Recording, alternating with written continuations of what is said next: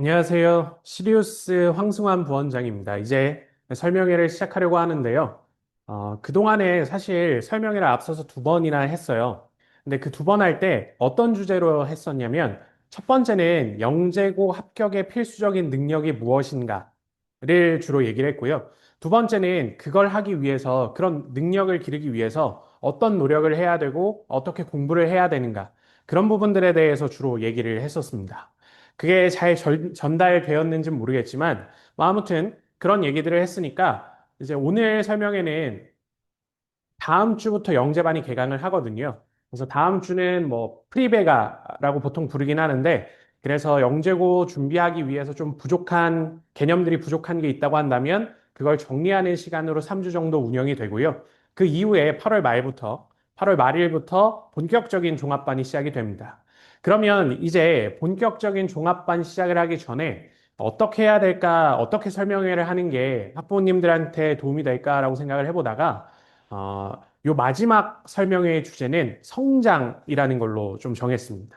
결국에 학생들을 영재고를 보내려고 하시고, 그 다음에 학생들이 영재고 대비반에서 얻어가야 되는 게 무엇인가?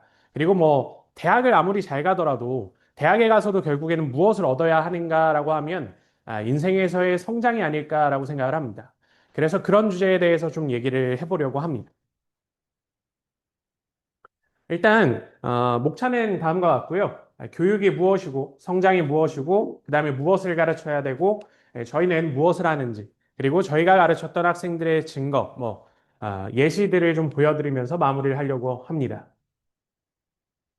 그래서 여기 있는 내용은 제가 설명회를 준비하면서 생각했던 건데요. 제가 주로 다른 사람들한테 그런 얘기들을 했더라고요. 제가 만일 나중에 아들을 낳으면 아이가 없을 때 아들을 낳으면 어, 그냥 제가 건물이 있다고 하더라도 물려주지는 않겠다. 이런 생각들을 했던 것 같습니다.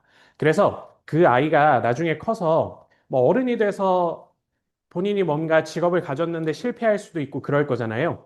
그렇게 된다라고 하면 보통의 부모님들은 뭐 그냥 본인이 가진 재산이 있으면 그냥 증여해 주시거나 하는 부분들도 계실 텐데 저는 그런 생각을 했던 것 같아요. 아들이라면 본인이 뭔가 할 수 있는 능력은 필요할 테니까 내가 아무리 돈이 많아도 그냥 물려주지는 않겠다. 대신에 건물이 있으면 경비원 정도로는 취직시켜서 일을 시켜줄 수는 있겠다라고 생각했던 것 같아요. 본인이 어떤 자격을 갖춰야지 뭔가 해주겠다라는 생각이 있었습니다. 근데 실제로 아이가 태어나고 나니까요, 이 마음이 달라지더라고요. 그래서 그 부분을 얘기하기 전에 왜 그런 생각을 가졌는가를 먼저 말씀드리면 제가 이제 그 중학교 때는 강원도 춘천에서 다녀서 그리고 강원도 춘천에 있는 중학교는 제가 다녔던 중학교는 그렇게 경쟁이 치열한 중학교가 아니었어요. 그래서 뭐 당연히 전교 1, 2등 뭐 이런 선에서 다투면서 이제 과학고등학교를 진학하게 되었고요. 과학고등학교에 진학하고 나니까 세상이 좀 다르더라고요. 처음에 들어갈 때 입학 등수는 뒤에서 4등이었던 것 같습니다. 그래서 선생님이 저를 따로 불러서 면담도 했어요. 넌 이러면 이제 조기 졸업을 못한다. 3학년 남아야 되고 3학년 남아서 대학에 가게 되면 보통의 이제 과학고에 나온 친구들은 뭐 서울대나 카이스트나 포스텍이나 이런 좋은 학교들을 가는데 너는 아마 그런 학교를 못 갈 것이다라고 얘기를 하셨었던 기억이 납니다. 그래서 제가 인생에서 겪는 뭐 어려움 중에 하나였으니까 그걸 어떻게 극복해야 될까라고 고민을 했었어요. 그래서 실제로 뭐 수학 같은 경우에도 제가 중학교 때 막 엄청 선행을 많이 하고 고등학교에 들어간 타입은 아니어서 운 좋게 내신이 좋아서 들어갔었거든요. 그래서 어떻게 해야 수학을 올릴 수 있을까 고민하다가 학교에서 이제 실력 정석으로 수업을 하는데 보통 중간고사 시험 범위, 한 시험 범위가 실력 정석 한 권이었어요. 그래서 그 한 권을 처음에는 내신에서 살아남으려고 8번 시험 전에 풀고 들어갔던 기억이 납니다. 근데 실력 정석만 8번 푼 건 아니고요. 뭐 과목이 다양하니까 여러 과목들도 다 반복해서 공부하는 연습을 했던 것 같아요. 그러니까 신기하게 이제 성적이 오르더라고요. 그래서 최종적으로 졸업할 때는 충분히 이제 서울대학교에 합격할 수 있는 등수가 돼서 서울대학교에 합격을 하게 됐었고, 가장 높은 등수를 찍었던 건 앞에서 4등이었습니다. 그래서 그렇게 이제 제가 노력을 하고 어떤 어려움이 있을 때 하면서 성장했던 기억이 있다 보니까 자녀들에게도 그 잣대를 적용하고 싶었던 거였죠. 그리고 또 이렇게 한번 성적이 오르고 나서 사실 과학고에 들어가면 뭐 과학 전람회라고 해서 외부에 나가서 대회를 나가기도 합니다. 그래서 그 전람회도 전국 대회에서 특상, 가장 높은 상 중에 하나인 특상을 이제 수상할 정도로 열심히 했었는데요. 그걸 하다 보니까 뭘 할 수가 없었냐면 자습 시간에 그 공부를 할 수가 없더라고요. 제가 다녔던 과학고의 스케줄을 말씀을 드리면 저녁 7시부터 밤 12시까지는 자습 시간이었어요. 그리고 아침 5시 50분에 깨웠었고요. 그 다음에 아침 7시 20분부터 저녁 6시 10분까지는 수업을 했어요. 그러고 7시부터 12시까지 자습이니까 그 자습 시간을 최대한 잘 활용을 해야 뭐 성적이 나오고 이럴 텐데 그 5시간 동안 보통은 이제 전람회 준비를 하게 되면서 자습을 할 수가 없더라고요. 그럼 어떻게 복습을 해서 살아남아야 되는가라는 고민을 하다가 그냥 저녁을 안 먹기로 했습니다. 저녁을 안 먹고 그 시간에 복습을 했던 것 같아요. 그리고 그렇게 했던 근거 중에 하나는 아예 안 먹으면 배가 너무 고프니까 학교에는 간식 시간이 있었어요. 저녁 자습 중에 30분 정도는 아주 맛있는 간식을 줍니다. 뭐 족발을 시켜줄 때도 있고요. 뭐 아무튼 그런 간식들을 줬었기 때문에 그걸 먹으면서 버티면 되겠지 하면서 저녁을 안 먹고 공부했던 기억이 납니다. 그래서 전람회에서도 높은 상을 타고 그 다음에 성적도 유지하고 그랬던 기억이 납니다. 그래서 이런 모든 과정들이 있었기 때문에 자식한테도 그냥 물려줄 수는 없다. 너네도 나중에 태어난다고 하면 분명히 어떤 자격을 갖춰야 된다. 스스로 무엇인가를 할 수 있는 능력이 있어야 된다라고 생각했던 것 같아요. 근데 실제로 아이가 태어나고 나서 마음이 바뀌더라고요.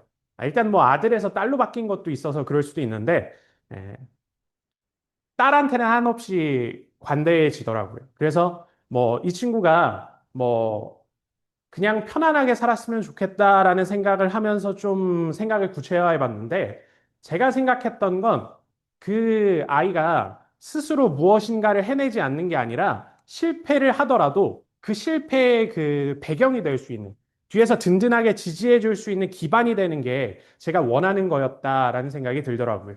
그래서 오늘 이런 얘기부터 시작을 하는 이유는 뭐냐면 학부모님들께서도 분명히 학생들을 그 가르치고 학생들이 성장하길 바라실 때 물론 이 친구들이 당연히 열심히 하고 실패가 있다고 하면 그걸 극복도 해야 되고 이런 부분들도 생각하시겠지만 결국에는 무엇인가를 가르치고 영적으로 보내고 이러려고 하는 것들이 학부모님들이 어떤 학생들의 뒷 배경이 돼주고 싶어서가 아닐까라는 생각도 해보았습니다. 근데 결국에는 영재고 입시에서 선생님들이 해줘야 되는 역할도 무엇이냐라고 했을 때 그런 배경이더라고요.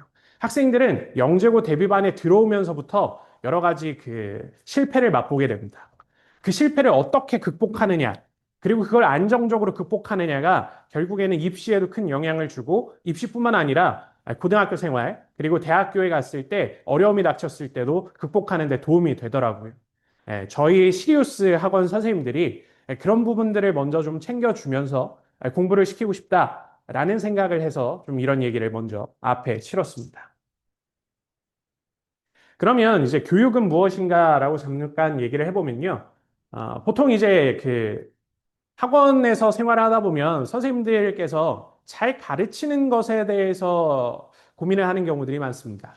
거기서만 그치는 경우들이 많아요. 근데 정말 잘 가르친다라는 게 내가 내용을 체계화하고 그거를 그냥 제한된 시간 안에 정확하게 설명한다고 해서 끝나는 것인가 라고 생각을 해보면 수업은 사실 상호작용이잖아요. 이 학생들이 얼마나 습득해 갔는지도 그 확인을 해봐야 됩니다. 저희가 영재고를 준비하면서는 그런 부분들을 좀 잘 챙기려고 해요. 왜냐하면 학생들이 오늘 본 시험 문제도 한 달 뒤에 다시 풀렸을 때 똑같이 틀리고요. 그 다음에 그거를 다시 몇 달 지났을 때 또 풀려봐도 기억을 못하는 경우들이 있습니다. 그런 부분들은 당연히 선생님들이 체크해 줘야 되는 부분이겠죠. 그래서 설명을 마치면 끝이 아니라 그 학생들이 스스로 할 수 있게, 스스로 무엇인가를 파악할 수 있게 하려고 하는 게 저희가 교육이라는 거에 대해서 생각을 하는 거다라고 봐주시면 될 것 같고요. 그 다음에 그러면 가르친 대로 전달되지 않는 이유를 저희가 알고 있어야 그 부분을 학생들에게 적용할 수도 있겠죠. 이유는 무엇이냐면 학생들 같은 경우에는 본인들이 머릿속으로 들을 때는 이해가 됐다라고 생각합니다. 알아들을 수 있거든요. 근데 그거를 말로써 표현을 하거나 시험지에서 써낼 때는 제대로 전달하지 못하는 경우들이 있어요. 그래서 그런 부분들을 저희가 일단 먼저 체크를 하고요. 그 다음에 가장 중요한 것 중에 하나가 학생들이 본인이 쓴 답안은 본인 기준에서는 완벽한 답안이라고 생각하는 경우들이 많습니다. 그래서 이건 틀리지 않았고 내 점수가 100점 만점에 50점이 되었을 때 이게 내가 뭘 잘못했는지를 파악하는 게 아니라 그냥 시험 문제 이상해서 아니면 쉬었는데 본인이 그냥 뭐 놓친 게 있겠지 하면서 정확하게 확인하지 않는 경우들이 있습니다. 그런 부분들은 학생들 스스로 체크하기에는 아직 어려운 상황이니까 저희 학원에서 이제 하나씩 체크해 준다라고 봐주시면 되겠습니다. 그러면 이제 오늘 주제가 제가 성장을 주제로 한다라고 했는데 그러면 성장이 무엇일지 간략하게 말씀을 드리면요. 일단 영적으로 준비를 하면서 학부모님들께서 스트레스 받아 하시는 상황부터 설명을 드리면요. 매주 학원에서는 데일리 테스트를 봅니다. 네, 물리, 화학, 그리고 생지 데일리 테스트를 보고요. 수학도 과목별로 그 시험을 봅니다. 그러면 그 시험 결과는 사실 매주 확인할 수 있잖아요. 그러면 학부모님들께서 그 영재고 대비반 시작한 초기에는 어떻게 접근을 하시냐면 어떤 친구가 50점 만점의 시험에서 20점을 받았어요. 그럼 20점인 점수에 충격을 받으셔서 영재고 대비반 시작하고 한 일주일 만에 학원에 전화가 오시는 경우가 있습니다. 우리 아이가 지금 50점 만점에 20점이면 100점 만점에 40점 아니냐. 지금 시작한 지 일주일밖에 안 된 건 맞지만 이 정도면 영재고의 가능성이 없는 거고 빠르게 다른 길을 알아봐야 되는 게 아니냐라고 생각하시는 경우들이 있어요. 근데 사실 영재고 대비반에서 중요한 건 그날그날의 데일리 테스트 성적이 아닙니다. 그게 얼마나 상승하고 있느냐도 중요한 거고요. 그리고 평균 대비 본인의 위치가 얼마이냐라는 것도 굉장히 중요합니다. 그래서 만약 그런 문의가 들어오면 저희는 이렇게 얘기하죠. 일단은 평균이 이 정도 점수에서 지금 이 정도 점수가 나온 건 무엇을 더 틀렸기 때문이다. 그러면 어떻게 메꿔야 되는지를 설명을 드리고 우리는 이제 그걸 가르치겠다 하면서 결과적으로는 뭐 한두 달이 지났을 때 그 학생의 데일리 테스트가 점수가 상승하는 경향성을 저희는 보려고 합니다. 근데 사실 데일리 테스트는요, 선생님들이 출제를 할 때 그 좀 기준을 왔다 갔다 하면서 내기도 해요. 그게 무슨 뜻이냐면 어느 날은 난이도를 좀 쉽게 해서 학생들에게 할 수 있다라는 그 동기부여를 심어주기도 하고요. 어떤 날은 학생들이 좀 느슨해진 것 같으면 난이도를 급격하게 상승시키기도 합니다. 그래서 물리 같은 경우에는 어느 날 시험을 보면 데일리 테스트 빵점이 엄청 많은 경우들도 있었어요. 근데 그런 빵점 맞은 친구들이 그럼 영재고 합격을 못하냐? 지금 합격해서 대부분의 아이들이 잘 다니고 있습니다. 그래서 일단은 먼저 제일 중요한 게 뭐냐면 오늘의 점수도 중요하지만 점수는 결국에 부차적인 거예요. 그러면 내가 100점을 맞기 위해서 무엇을 놓치고 있느냐? 그럼 그 간극을 메꾸기 위해서 무엇을 해야 되느냐? 그런 걸 파악하는 게 사실 더 중요한 겁니다. 근데 그거를 학부모님들께서 댁에서 챙기기는 어려운 거잖아요. 그래서 학생들을 학원에 보내주실 텐데 그 부분을 저희가 챙긴다라고 생각해 주시면 되겠습니다. 그래서 저희는 학생들이 성장하고 있느냐를 보게 되는 거고요.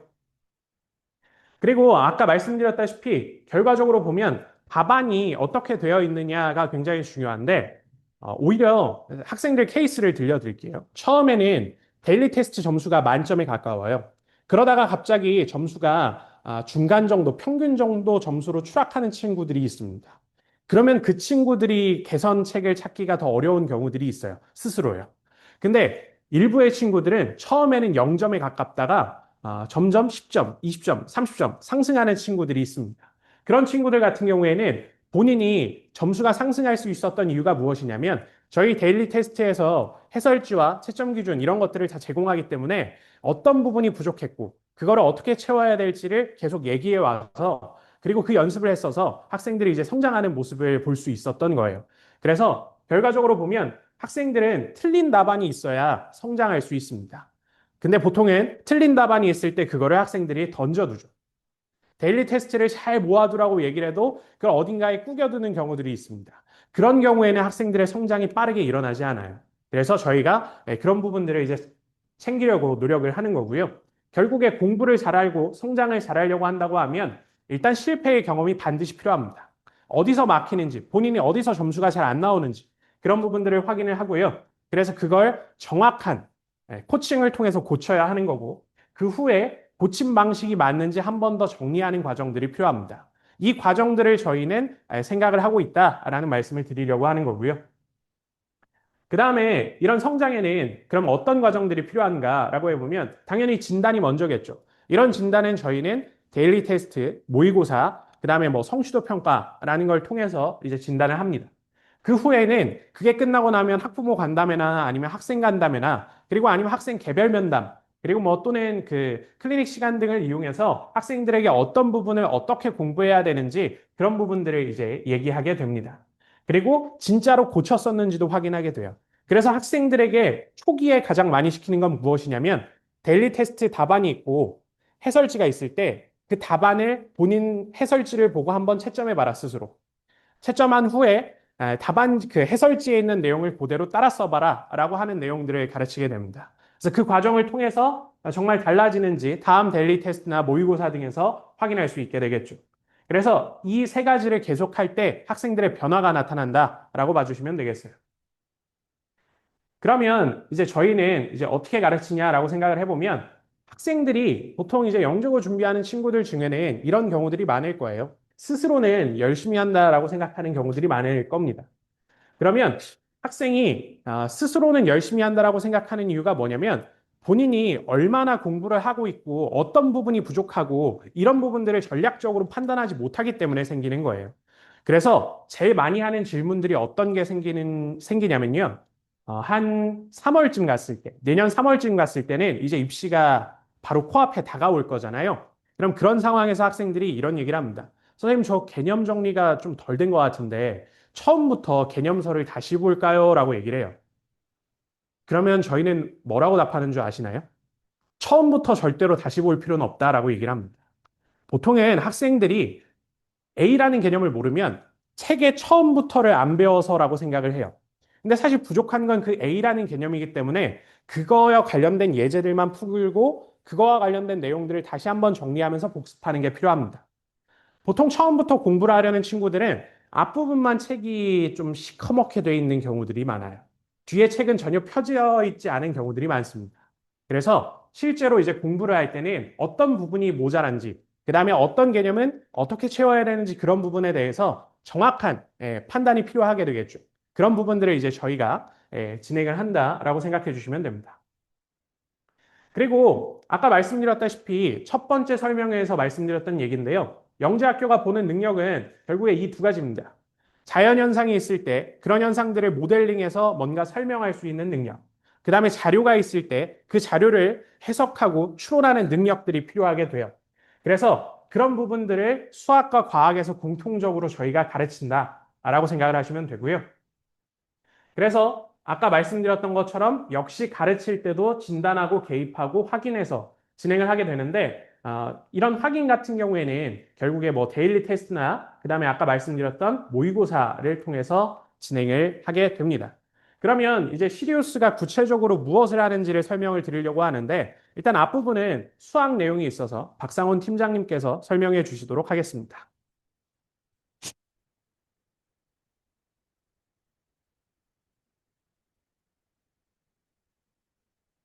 네, 안녕하세요. 영재학교 시리우스 영재고 수학팀 팀장을 맡고 있는 박상훈입니다. 어, 영재고 입시에 수학에서 구체적으로 어떤 내용들이 다뤄지고 있고 어떤 내용을 필요로 하고 또 시리우스 영재고 수학팀에서는 어떤 준비를 하고 있는지에 대해서 말씀을 드리고자 합니다. 어, 일단 시리우스 전체적으로 영재고 준비를 위해서 크게 준비한 과정을 이 표 한 장 표에 간단하게만 담았고요. 로드맵은 8월부터 내년 8월 영재고 캠프 마지막까지 어떻게 준비하는지 이걸 이제 과목별로 설명을 드리겠고요. 그 다음에 모의고사도 어떻게 준비하는지, 그 다음에 우리가 영재고반을 운영하면서 어떤 시스템으로 학생들을 관리하는지 이런 거에 대해서 말씀을 드리고자 합니다. 일단 그러면 수학에 대해서 말씀을 드리겠는데요. 로드맵 전에 저희가 영재고 그럼 합격을 위해서 수학은 어떻게 준비를 해야 되는지에 대해서 말씀을 드리도록 하겠습니다. 올해 시험이 7월 10일, 그러니까 뭐 한과형하고 서울, 경기, 그다음에 공동형이 다른 날 올해는 시험을 봤는데요. 그 시험을 친 이후에 저희가 그 설명회 1회 때는 저희가 자세하게 문항별로 좀 설명을 드렸는데 오늘은 그렇게 이미 설명을 드렸기 때문에 오늘은 그렇게까지는 설명을 드리지 않고 어떤 준비가 필요한지에 좀 초점을 맞춰가지고 말씀을 드리도록 하겠습니다. 시험 문제가 학교별로 좀 더 다양하죠. 서울, 경기, 한가형이 약간 비슷하지만 학교별로 조금씩 다르고요. 그다음에 공동형은 또 올해 또 조금 좀 다른 유형으로 출제가 됐습니다. 간략하게 말씀을 드리면 서울, 경기는 크게 자기들의 그 형태를 크게 변화시키지 않고 비슷한 유형으로 나왔는데 난이도는 뭐 여전히 비슷하게 학생들이 쉽게 접근하기는 어려운 그러한 난이도로 출제가 됐었고요. 한과형은 기존과 다르게 기하 문제가 출제가 이제는 한과형이 기하를 안 내나 보다 한 몇 해 동안 기하를 좀 안 다뤘기 때문에 그런데 올해는 또 기하 문제가 출시가 되면서 역시 다양한 유형을 빈틈없이 공부를 해야 된다라는 것을 한과형 그 시험 문제 보면서 느꼈고요. 그다음에 공동형은 예전과 다르게 예전에는 6문제, 7문제 학교별로 공동형 풀이 있어가지고 다 문제가 다 똑같진 않았었거든요. 5개 학교가 풀을 만들어가지고 그 중에서 선택을 해서 조금씩은 다르게 출제가 됐었는데, 한 6문제, 7문제가. 올해는 10문제가, 모든 학교 10문제가 똑같이 출제가 됐습니다. 그래서 그 대신에 문항수를 좀 늘렸습니다. 그래서 10문제가 출제가 됐는데, 이게 좀, 이게 학생들한테 다가오는 난이도가 6문제, 7문제 출제가 되는 것보다 10문제가 출제되는 게 훨씬 더 시간은 똑같았기 때문에 난이도는 조금 체감 난이도는 높았을 거라고 생각이 들고요.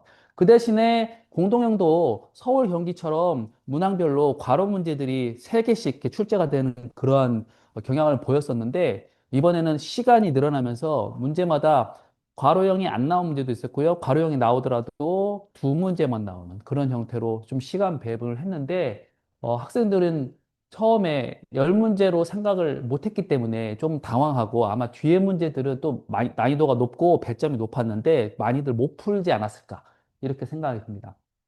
자, 이렇게 또 학교별로 좀 유형이 다른데, 그다음에 다양한 형태가 출제되죠. 서울과학부에서 정보형 문제. 그러니까 정보처럼 정보를 좀 별도로 준비를 해야 되느냐, 이런 고민이 들 정도의 정보 형태의 문제라든지, 한과형의 마지막 4번 문제처럼 페이지로 2페이지짜리 문제가 나오는데, 이런 것들을 어떻게 준비를 하느냐에 따라서 하느냐의 그런 고민이 있으실 텐데요. 결국은 수학이거든요. 그런 준비를 따로 할 수 있으면 좋지만 그럴 시간적인 여유는 영재고 입시를 준비하는 1년 동안 따로 있지 않고 물론 요즘 문제 문제 자체가 길어지면서 문해력이 굉장히 크게 요구가 됩니다. 학생님들이 이러한 긴 문장을 읽고 거기에서 정확하게 어떤 것을 요구하는지, 출제자가 무엇을 요구하는지를 파악하는 게 이게 쉽지만은 않고요. 요즘 특히나 학생들이 좀 책을 좀 읽지 않는 그러한 경향들이 점점 많아지고 호흡을 좀 짧게 가지는 그 핸드폰을 많이 활용하면서 호흡을 짧게 가지기 때문에 긴 문장에 대해서 거기에 숨어 있는 뜻을 파악하는 걸 굉장히 좀 어려워하는 경향이 있거든요. 그런 것들을 미리미리 책을 좀 읽어서 준비를 하면 좋겠지만 영재고 입시반 일단 들어와서는 사실 그런 시간은 별로 없고요. 중요한 거는 그거를 이해하고 풀어내더라도, 이해를 하고 출제자의 의도를 파악을 하더라도, 결국은 수학적으로 이걸 어떻게 자기가 정답에 접근을 해내느냐가 중요하기 때문에, 결국은 수학적 사고를 기반으로 하는 접근이 되게 중요하다라고 말씀을 드리고 싶고요. 이것들을 준비하기 위해서는 결국은 수학이 중요하기 때문에 이론 학습도 충분히 뒷받침이 돼야 된다. 그래서 저희는 9월부터 12월까지는 이러한 이론을 발전시키는 그러한 기간으로 정해서 수업을 할 예정입니다. 다음에 어머니들이 항상 궁금해하시는 거 선행에 대한 얘기죠. 문제 난이도가 높은데 선행을 많이 해야 되는 거 아니냐 이렇게 말씀을 하시는 분들 많이 있고 궁금해 하실 텐데 일단은 영재고 시험 범위는 중등입니다. 명확하게 중등이고요. 중등 심화라고 할 수 있는데, 그러면 중등이면 고등과정 하나도 안 나오는데 어렵지 않지 않느냐 그러는데 이게 굉장히 어려운 문제들로 다뤄져 있죠. 고등 범위가 아니면 다 출제가 가능하기 때문에 그러니까 우리나라 지금 현재 교육 체계에서 고등 과정에서 명확하게 고등이라고 할 수 있는 부분들이 있거든요. 그게 이제 대수, 공통수학 원 같은 내용은 거의 중등심화의 확장이기 때문에 공통수학 원 내용은 나와도 그 대신에 고차 방정식, 3차 방정식, 4차 방정식 여기는 다뤄지지 않습니다. 이거 다룰 수가 없고요. 명확하게 고등이라는 게 표가 나기 때문에. 그 부분은 굉장히 그래서 학습을 많이 해야 되고, 그다음에 고등 과정의 명확한 개념, 그러니까 대수에 나오는 로그, 이 부분은 절대로 다뤄지지 않습니다. 그 뒤로 나오는 부분은 다 다뤄지지 않는다고 보시면 돼요. 미적분은 절대로 출제되지 않고요. 미적분이 필요한 개념도 마찬가지로 거의 출제되지 않으니까 영재고 입시에서는 직접적으로는 선행은 공통수학 정도만 해도 충분하다고 볼 수 있어요. 이제 어머님들이 불안해 하시죠. 공통수학만 하면 되느냐. 그래서 선행을 막 이제 당기시는 부분이 있는데, 선행은 이렇게 보시면 될 것 같아요. 이 친구들이 최종 목표가 고등학교가 아니기 때문에 실제 고등학교 가서도 어떻게 하느냐 되게 중요하죠. 그래서 선행은 그 뒷부분, 고등을 위한 여러 가지 투자 기간이라고 보시면 될 것 같고요. 영재고 입시하는 기간만큼은 선행보다는 영재고 수학에 집중을 해야 합격 가능성을 높일 수 있어서 그 부분들은 영재고 수업 전에 선행을 어느 정도 꼭 필요한 부분은 저는 대수 정도 대수도 안 해서도 상관은 없습니다. 합격하는 공통수학 2까지만 하고도 합격하는 경우는 거의 많이 있고요. 대신에 그렇게 공통수학만 한 친구들은 영재고를 합격한 다음에 많이 바빠지죠. 그 뒤로 이제 대수부터 해가지고 거의 영재고 들어가기 전에 못해도 미적분 2는 다 하고 그다음에 확통 기하까지 하고 가는 경우가 많기 때문에 근데 영재고 입시를 준비를 하는 친구들, 공부를 하는 친구들은 영재고 입시가 끝난 이후에 영재고만 하면서 수학적인 깊이를 굉장히 깊게 그것을 많이 다져왔기 때문에 선행을 할 때도 굉장히 빠른 속도로 수학을 할 수 있습니다. 실제로 흐름이 굉장히 빠르고요. 영재학교 합자반에 가면 수학 진도가 굉장히 빠르게 나가거든요. 그걸 받아들일 수 있기 때문이라고 보시면 될 것 같아요. 저희가 그 입시 준비를 하는 게 수학을 그러면 입시 쪽에 그 선행 쪽에 수학을 완전히 놓고 있어서 선행하고는 완전히 다른 부분이라 선행을 못하지 않겠느냐 하시는데 결국은 수학적인 그릇은 굉장히 커지기 때문에 그런 부분들이 확실히 다져진다고 보시면 될 것 같아요. 자, 그러면 이제 중동 심화에서도 어떤 범위가 출제되느냐 이렇게 그런 부분 궁금해 하시는데 대수정수 기하 조합으로 보통 이제 KM을 기준으로 보통 나누죠. 대수는 거의 중등의 거의 절반, 1학기 부분이 거의 대수고요. 그다음에 중등의 2학기 부분이 거의 대부분 기하죠. 그다음에 정수는 중학교 과정에서 거의 다뤄지지 않는 최소 공배수, 최대 공약수 이 부분인데 이 부분을 KMO에서 따로 한 과목으로 뗄 정도로 굉장히 중요하게 다뤄지고 있는데 요새 입시에서 특히 올해 입시에서는 이 정수 부분이 굉장히 많이 출제가 되면서 정수 부분을 학습하는 게 어느 정도 꼭 필요한 그런 부분이라고 할 수 있을 것 같습니다. 그다음에 조합은 중등 과정에서 2학년 때 2학년 2학기 잠깐 다루어지지만 사실 조합은 여러 가지 그 실생활에서 이루어지는 모든 경우의 수에 대한 거에서는 모든 걸 다 포괄하기 때문에 범위가 상당히 넓어서 영재고 입시에서도 많이 다뤄지고 있어서 이런 부분들을 영역별로, 과목별로 빈틈없이 학습하는 게 중요합니다. 학생들이 개인 성향이 뚜렷한 학생들이 좀 있거든요. 기하 굉장히 좋아하는데 점수 못하고 조합은 좋아하는데 대순 싫어하고 이런 친구들 반대의 경우도 있고요. 이런 경우도 있는데 사실 운이 좋으면 내가 한과장 같은 경우에 그렇죠. 내가 기하 별로 못하는데 기하가 안 나왔어. 그러면 굉장히 유리한 입장에서 시험을 볼 수가 있지만 이건 정말 운이 좋은 경우예요. 반대의 경우도 될 수 있거든요. 그 공동형에서 어느 해에는 막 기하가 100점 만점 중에 50점 가까이 출제되는 경우도 있습니다. 이런 경우는 기하가 약한 친구들은 좀 많이 어려움을 겪을 수밖에 없겠죠. 그래서 이거는 그렇다고 영재고 입시 결과를 운에 맡길 수는 없기 때문에 본인이 약하고 본인이 힘들다면 조금 더 초기에는 물론 영재고 입시가 막바지에 달할 때는 그렇게 좀 하기는 어려울 수 있겠지만 시기적으로 그러한 것들을 좀 빈틈을 메워가는 그런 학습이 꼭 필요하다고 보시면 될 것 같아요. 그래서 저희 시리우스에서는 전 과목 워크북을 도입해가지고 워크북이 어떤 의미냐면 학생들이 어려운 문제를 풀기 위해서는 어려운 것부터 접근해야 한다고 생각해서 풀리지도 않는 어려운 문제를 끙끙 앓으면서 이걸 어떻게 해야 되지 하면서 고민하고, 굉장히 좌절하고 이러한 경우들이 많거든요. 근데 결국은 어려운 문제라고 해서 중등 범위가 아까 아닌 게 아니기 때문에 한 단계 한 단계 한 단계 어렵다는 것은 중등 범위에서 문제를 풀기 위해서 단계가 늘어난다고 보시면 될 것 같아요. 내신 같은 경우에는 한 단계만 해결하면 바로 문제가 풀리거나 조금 어려우면 두 단계만 해결하면 문제가 풀리는데 영재고시에 나온 문제들은 그 단계가 거의 많게는 막 10단계 정도까지 내가 이거 하나 해결한 다음에 그 다음 해결하고 그 다음 해결하고 그 다음 해결하고 조금 쉬운 문제도 대여섯 개 단계는 해결을 해야 되는 게 그런 단계를 해결할 수 있는 힘을 키우는 게 결국은 그 한 단계를 넘어가는 문제들이거든요. 이런 문제들을 빠르게 해결할 수 있어야 그러한 호흡이 긴 문제에서도 결국 정답에 이르는 그러한 과정이 되기 때문에 그러한 평상시에 쉬운 문제들을 빠르게 그리고 정확하게 또 이런 면도 있죠. 쉬운 문제 풀면 자꾸 이 친구들이 그 문제 자체를 약간 괜찮아.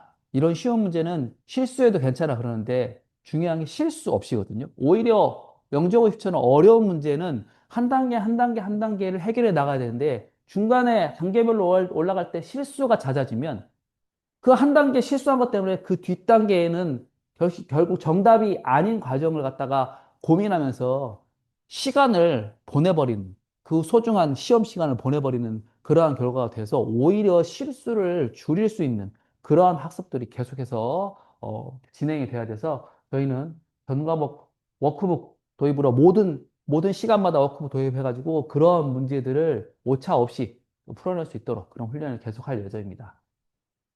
그리고 고난이도 문제를 대비하기 위해서 학생들이 처음부터 막 어려운 문제를 고민한다고 제가 말씀을 드렸는데, 중요한 거는 복습이거든요. 학생들이 어려운 문제를 풀어서 처음에 끙끙 앓면서 되게 오랜 시간을 보내는데, 처음에 당연합니다. 진짜 어렵고, 혼자 풀어내기 어려운 문제들이 초반에는, 이렇게 체감 난이도가 훨씬 더 높을 건데, 이런 문제들은 그러면 어떻게 점점 자기가 실력을 높여가면서 풀어낼 수 있는 단계까지 올라갈 수 있느냐? 결국은 복습이거든요. 그렇다고 아무리 어렵다고 해도 저희가 그럼 공부한 거 이외의 범위에서 나오느냐? 절대 그렇지 않습니다. 처음 보는 것처럼 느껴지겠지만 결국은 수학적인 내용은 기존에 학습했던 거. 저희가 9월부터 한 12월까지 이론 학습을 하는데 거의 대부분 거기 있는 내용들이거든요. 이것들을 복습을 해가면서 자기가 자기 것으로 만들어 놓고 머릿속에 딱 줄을 세운 다음에 머릿속에 줄 세워서 내가 이 문제를 풀 때 어떤 법칙, 어떤 정리를 가져와야 되겠구나 할 때 바로 가지고 올 수 있는 그러한 상태가 되기 위해서는 결국 복습을 하면서 자기의 어떤 머릿속에 노트를 정리를 해놔야 되는데 학생들이 이 부분을 못하는 경우가 많아요. 결국 또 이 문제 했는데 또 틀리고 이 문제 풀어봤는데 또 까먹고 그러면서 계속해서 비슷한 문제 유형들을 놓치고 하면서 문제가 아무리 풀어도 계속 어렵다 이런 걸 느낄 수 있기 때문에 결국은 고난이도 문제도 계속돼서 자기 것으로 만들려는 과정. 그게 이제 복습이라서 저희는 이제 주간 테스트, 수학은 주간 테스트, 과목별로 주 2회 수업이기 때문에 주간 테스트를 통해서 자기가 일주일 동안 배운 내용들을 계속해서 테스트 한번 해보면서 어느 정도 놓치고 가는지, 놓치지 않으려면 어떻게 해야 되는지 이것들을 계속 점검하면서 진행을 할 예정입니다. 그래서 이러한 학습을 위해서 저희가 교재를 4단계로 준비를 하고 있는데요. 아까 말씀드렸다시피 8월 31일 날 개강부터 12월 말까지는 시리우스 영재수학 1권, A권, B권, A권, B권은 저희가 경시를 경험한 친구들과 경시를 경험하지 않은 친구들을 초기에 좀 나눠서 수업을 하려고 해요. 경시를 경험한 친구들은 수업 시간에 다룰 수 있는 언어, 그러니까 수업 시간에 학생들이 바로 공유할 수 있는 그런 부분들이 조금 다르거든요. 이걸 학습한 친구와 학습하지 않은 친구들이 다르기 때문에 그 부분들을 나눠서 진행을 하고요. 거기에서 경시마 이론을 다루는 게 A권이고 경시 기본 및 영재 필수 이론을 다루는 게 B권이고 이 이론들을 다루면 이 다음부터는 1월, 2월까지는 심화 문제 수준을 조금 다르게 해가지고 하지만 어차피 똑같은 시험을 학생들이 치르는 거라서 3월, 4월부터는 다양한 유형의 실전 문제들을 풀 거고요. 그 다음에 서술형 문장제 문제 당연히 중요하죠. 학생들이 머릿속에 있는 것을 그냥 답만 쓰는 게 아니라 영재고 시험은 서술형이기 때문에 서술 해내는 능력.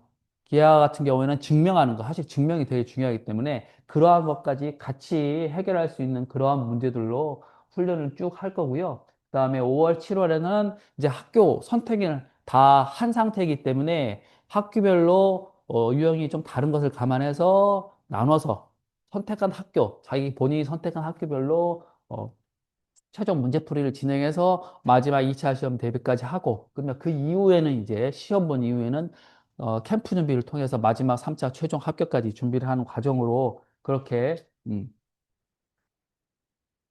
시리우스 1년 동안의 학습이 진행이 됩니다. 아까 말씀드렸다시피 8월 10일 날 개강하는 개강반에서는 한 3주 정도를 기출문제, 최근의 기출문제로 어떤 걸 준비해야 되는지 학생들이 막연하거든요. 도대체 영재고 시험에 어떤 문제 나오느냐, 어느 정도 수준이길래 우리가 공부를 이렇게까지 오래 해야 되느냐, 이런 것들을 경험을 하면서 최근 문제, 기출 문제, 다음에 기출하고 비슷한 유사 문제로 흐름을 먼저 파악을 하고, 아까 말씀드린 대로 스텝 2에서는 영재 이론을 적용하고요.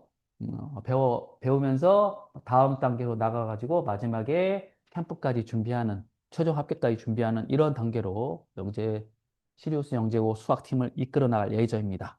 그러면 다시 부원장님 모시고 나머지 부분 말씀 듣도록 하겠습니다.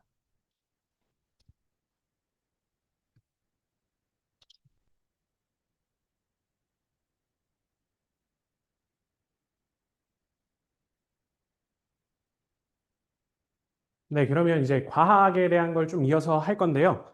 이어서 하기 전에 이제 원래 이제 앞에 설명회에서는 학부모님들도 많이 참여해 주시고 해서 그때 질문도 많고 했거든요. 근데 이제 오늘 이제 설명회는 사실 입시 직전이라 그리고 휴가 기간하고 겹쳐서 아마 많은 분들이 참석을 못 하셨을 겁니다. 그래서 여기 오신 분들께서도 어떤 정보들을 좀 얻어갔으면 하는데, 그래서 제가 질문을 좀 드려볼까 해요. 근데 바로 질문을 던지면 좀 어색할 수도 있으니까, 일단 제가 입은 옷 색깔부터 좀 설명을 드려도 될까요?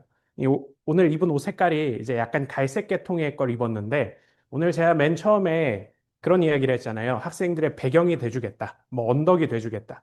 그런 걸 한번 표현하고 싶어서 약간 언덕 색깔. 예, 옷을 좀 입고 왔고요. 그 다음에 제가 질문을 드리려고 했던 건 뭐냐면, 어, 학생들이 어떻게 했으면 하는지 좀, 어떻게 생각하시는지 궁금해서요. 학생들을 학원에 보냈을 때 걱정이 되는 부분이 성적이신 건지, 아니면 학생들의 멘탈이나 아니면 평소에 습관들이 걱정이 되시는지 좀 여쭤보고 싶은데 답변 좀 해주실 수 있을까요? 네. 편하게 해주셔도 되는데, 네, 편하게 해주시죠. 네. 지칭하면 또 괜히 부담스러울 수 있으니까요.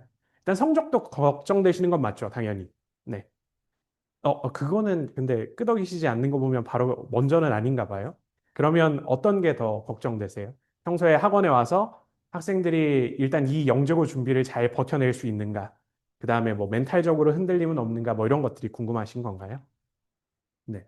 그래서 저희가 이런 부분에 대해서 이제 준비를 해서 영재고 입시를 치르기 위해서 이런 내용들을 좀 정리를 한 거고요. 일단 로드맵 같은 경우에는 앞에 수학과 비슷하지만 그냥 간략하게 기간만 설명을 드리면요. 8월 달 8월 말까지는 아까 말씀드렸다시피 앞부분에 선행이 좀 부족한 친구들을 위한 개념 정리하는 시간이라고 봐주시면 되고요. 그 다음에 여기 스텝 2라고 되어 있는 부분이 본격적인 개념 정리하는 기간입니다. 그래서 가장 많이 하시는 질문 중에 하나는 과학에서 생지를 전혀 안 했는데 해도 되냐라고 할 때 그 생지에 대한 기본적인 걸 정리하는 시기가 이때가 되고요.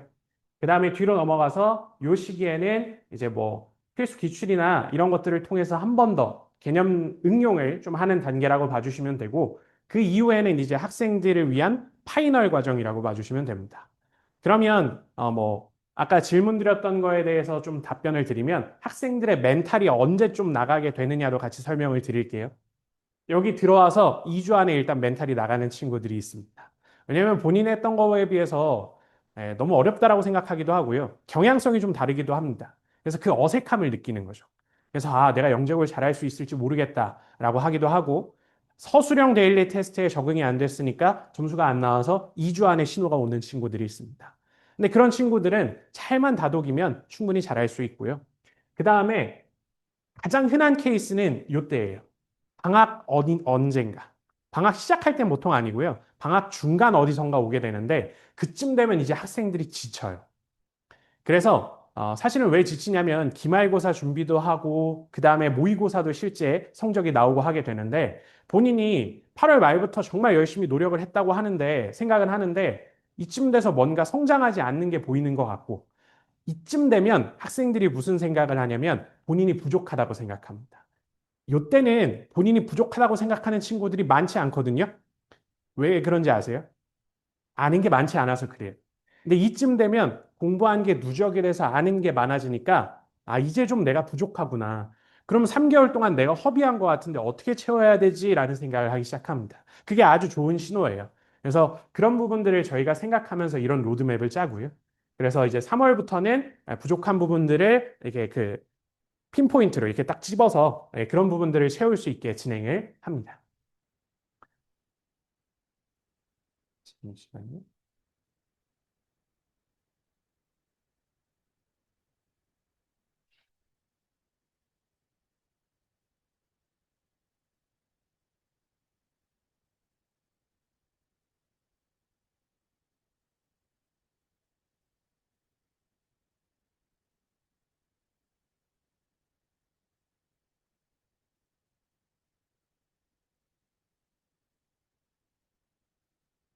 네. 그리고 뒤에 있는 걸 좀 살펴보면 이제 저희가 뭐 시리우스 학원에서 이제 그 학생 변화 같은 경우에도 숫자로 이제 확인하게 되는데 그걸 하기 위해서 이제 모의고사를 진행을 하게 되고요. 그 모의고사 같은 경우에는 여기에 있는 것처럼 전국 최초의 이제 첨삭형 영재학교 모의고사를 진행을 했고요. 뭐 예전에 설명회에서 설명드렸듯이 사실 뭐 대치동에 있는 선생님들께서 과거에 이제 워낙 유명하신 분들도 많고 유명한 학원들도 있었지만 기본적으로는 모의고사 문제들을 다시 되돌려주지는 않았었어요. 그리고 첨삭된 걸 돌려주지도 않았었습니다. 그 이유가 무엇이냐라고 추론을 해보면 새로운 문제를 내기가 어려웠기 때문일 거예요. 근데 저희는 그게 좀 불만이었어요. 저희도 그렇고, 저희와 함께하는 프라이빗 노트도 그렇고. 결국에 시험은, 그런 시험 때문에 학생들이 그런 생각을 했던 것 같아요. 점수가 제일 중요하다. 근데 결과적으로 시험을 보는 목적은 내가 부족한 걸 찾고 그걸 채우기 위함인 겁니다. 그래서 그런 부분들을 할 수 있도록 저희가 모의고사를 진행을 했고 지금 인원수도 굉장히 늘어났고요. 그리고 모의고사 이전에도 아까 계속 말씀드렸던 데일리 테스트로도 이걸 진행을 하고요. 그래서 뭐 예전에 설명드렸듯이 저희 모의고사에서 이렇게 기출과 유사했던 실제 다뤘던 내용들이 좀 나와 있고요. 그 다음에 뒤로 넘어가면 뭐 서울과 비슷했던 문제, 그 다음에 통합형에 비슷했던 문제들이 있습니다. 그리고 뭐 채점 같은 경우에도 실제 시험처럼 어떤 경우에는 실제 시험보다 깐깐하게 채점하기도 합니다. 그래야 학생들이 성적이 상승이 돼요. 학생들이 하는 말이 뭐냐면 시험 끝나고 하면 이런 경우들이 있어요. 선생님 너무 치사한 거 아니에요? 이거 안 썼다고 깎으시면 어떡합니까? 라고 해요. 근데 실제 영재고 입시가 그렇거든요. 그걸 안 쓰면 깎여요. 그걸 안 써서 떨어져요. 그런 부분들이 생기기 때문에 저희는 이런 부분들을 꼼꼼히 확인하려고 하고요. 그리고 여기 보면 과학 교재랑 뭐 데일리 테스트를 실어놨는데 제가 사실 오늘 설명회에서 보여드리려고 여기다 띄워놨어요. 그래서 이 내용들을 한번 보시면 이게 저희 수업에서 실제 진행하는 교재입니다. 요건 모의고사 자료고요. 그래서 요번에 출제했던 모의고사라고 봐주시면 되고, 그 후에 이제 여기를 보면, 이렇게 실제 교재가 나와 있고요. 그래서 학생들이 여기 있는 내용을 가지고 좀 뭐 창의적인 내용들을 가지고 좀 접근할 수 있도록, 그리고 과학자들이 접근하는 방식으로 접근할 수 있도록 내용이 적혀 있고요. 그 이후에 여기에 있는 것처럼 문제를 풀게 되는데 문제들이 이런 식으로 약간 융합형인 문제들을 통해서 그리고 서술형인 문제들을 통해서 쓸 수 있도록 그렇게 이제 개념들도 다루게 됩니다. 그리고 또 어떤 내용이 있냐면 요거는 이제 저희 파이널 교재인데요. 파이널 교재 같은 경우에는 과거 모의고사들의 모음이라서 이런 식으로 쭉쭉쭉 되어 있습니다. 그래서 학생들이 실제 그 시험에 대한 뭐 경험을 매주 할 수 있도록 진행이 되고요. 이 문제들은 다 저를 포함한 저희 학원 선생님들이 출제를 한 거예요. 그래서 그걸 바탕으로 해서 이제 수업을 하는 걸 보여드리고 싶어서 이 교재들을 미리 띄워놨었습니다. 그래서 결국에는, 마지막 설명회인 만큼 그냥 이렇다라고 제시하기보다는 실제 무엇을 하는지를 좀 보여드리려고 노력을 했습니다. 그래서 최종적으로는 이제 드리고 싶은 말씀이 결국에는 학생들이 어떻게 성장해야 되는가 그런 부분들을 말씀드렸는데 성장한 케이스를 보여드리겠습니다. 이 친구는 이제 서울에 합격했던 친구인 거고 글씨도 예쁘고 그다음에 내용도 많이 썼지만 이 모의고사에서는 0점을 맞았어요. 이런 게 굉장히 중요하죠. 근데 결국에는 그게 핵심 논리나 핵심 개념을 쓰지 않아서인 겁니다. 이런 친구들이 이제 그런 얘기를 하는 거죠. 선생님, 너무 채점 기준이 깐깐한 거 아닙니까? 이 정도 쓰면 뭐 10점은 아니더라도 한 3점은 줄 수 있는 거 아닌가요? 라고 얘기를 하는 거죠. 근데 3점을 왜 못 주는지, 3점을 받고 10점을 받으려면 어떻게 해야 되는지를 잘 설명을 하면 이제 나중에 바뀌게 됩니다. 물론 이 중간 과정이라서 완벽하게 만점을 맞은 건 아니지만 무엇을 더 써야 되는지 이런 것들을 생각할 수 있었고 그런 변화가 있어서 합격했던 친구였고요. 그 다음에 이 친구 같은 경우에는 선행을 많이 하지 않아서 시험이 있으면 항상 불안해하고요. 그 다음에 매번 이제 수업에 올 때 스트레스를 받아 했던 친구였어요. 그래서 결국에는 틀리는 거에 대해서 불안해하지 않도록 틀려도 어떤 걸 채워야 되는지를 항상 아까 말씀드렸던 배경이 돼주면서 멘탈 관리를 해주고 공부를 시켰더니 결과적으로 이제 합격을 할 수 있었고요. 그 다음에 이제 마지막으로 또 보면 이제 앞에 것들은 사실 지난 설명회에 넣었던 친구들이라 안 넣었던 친구를 좀 얘기를 해보면요. 기억에 남는 친구들입니다. 이 친구 같은 경우에는 저랑 올림물리부터 같이 했어요. 올림물리 근데 첫 수업에 사실 졸기가 쉽지 않거든요. 첫 수업에 와서 아침 9시 수업이었는데 9시부터 자는 거예요. 계속 깨웠죠. 그래서 왜 조냐 그랬더니 무슨 동아리가 무슨 댄스 동아리인가? 그런 걸 하는데 그거를 너무 열심히 해서 졸리대요. 그래서 이제 그렇죠. 그럼 서서 들어라 하고서는 뭐 얘기를 하고 그 학생이 서서 들으라고 하니까 또 태도가 좋은 게 다음 주부터는 본인이 절대 안 졸겠다고 약속하고 왔습니다. 네, 다음 주 됐는데 역시 졸더라고요. 네. 그런데도 결과적으로 그냥 계속 소통하면서 끌고 갔던 친구예요. 그래서 올림물리에서도 막 성취도가 엄청 높진 않았어요. 평균 정도 나왔던 친구고 물리대회 준비를 했는데도 뭐 상은 못 탔었습니다. 옛날에 물리대회가 좀 어려웠던 시절이라. 그렇지만 영재고 데뷔반에 들어와서는 진짜 열심히 했어요. 근데 졸음 문제는 계속 있긴 했어요. 네. 근데 그래서 아무튼 그렇게 깨워가면서 수업을 했었는데 이 친구가 어느 날 저에게 얘기를 하더라고요. 자기가 수학은 다른 학원에서 다니는데 수학 선생님들한테 별로 이제 애정이 느껴지지 않는다라는 거예요. 여기 학원은 좋대요. 이게 무슨 얘기냐라고 했더니 그런 얘기를 하더라고요. 아니, 머리를 얻어맞은 느낌이었습니다. 그 학원 선생님들은 자기한테 관심이 없대요. 자기라고 표현 안 하고 저희들한테 관심이 없대요. 네, 학생들이 그걸 누구보다 알 겁니다. 그래서 저희는 수업하면서 그 부분을 항상 마음속에 생각을 하면서 수업을 하려고 해요. 아, 결국에는 내가 표현하진 않아도 학생들 하나하나 세부적으로 표현하지 못할 때가 있거든요, 수업 중엔. 그러더라도 정말 내가 이 수업을 학생들을 위해서 준비했고, 하나라도 더 머릿속에 넣어주려고 하고, 정말 했는지 확인하고 이런 과정들이 있으면 이 친구들이 자신을 생각해 주는 걸 알겠구나. 근데 그런 게 없으면 잘 모르는구나. 그리고 그게 학원과 멀어지는 계기가 되는구나. 라는 생각도 하게 되었어요. 그래서 그게 기억에 남아서 여기다 넣어뒀던 친구고요. 그 다음에 뭐 흔한 케이스죠. 모범생인 친구인데요. 이런 친구들이 어려움이 전혀 없을 것 같은데 오히려 굉장히 어려워하는 경우들이 많습니다. 물리대회에서 막 가장 높은 상 탄 친구들이요. 서술형 답안 쓰면 갑자기 혼란스러워해요. 서술형으로 뭔가를 풀어내는 연습을 안 했기 때문입니다. 그래서 항상 물어봐요. 어떻게 서술해야 어떤 부분을 채워야 본인이 만점에 가까워지는지. 그러면 그거를 카톡으로 보내주거든요. 그럼 카톡으로 이렇게 써서 이건 이렇게 바꿨어야지, 이렇게 바꿨어야지도 얘기해주고. 데일리 테스트를 아까 본다고 말씀드렸으니까 스스로 여기 채점한 거랑 내가 채점한 거랑 비교해봐라. 점수 차이가 얼마가 나느냐? 그러면 너네가 부족한 부분을 채우려면 어떻게 해야 되느냐? 이런 내용들도 좀 해보고요. 그러면서 이제 최종 합격한 친구도 있었고요. 그 다음에 정말 선생님으로서 표현 이렇게 해도 되겠죠. 화나는 스타일입니다. 열받아요. 네, 이렇게 표현할 수 있겠어요. 시험이 끝나고 나면 항상 쉽대요. 시험 어땠어? 모의고사 잘 봤어? 잘 봤어요. 쉬워요. 근데 평균보다 낮아요. 평균의 반도 안 되는 친구들이 있었습니다. 한두 명이 아니에요.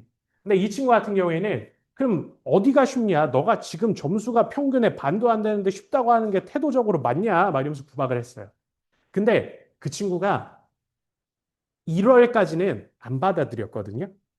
근데 겨울방학 어느 순간이 되는 순간부터는 내가 쉽다고 하는 게 결국에 성적 향상에 도움은 안 되는구나라는 걸 깨닫고 그럼 저는 쉽다고 느끼는데 이 시험에서 제가 못 본 이유는 무엇인가요를 묻기 시작했어요.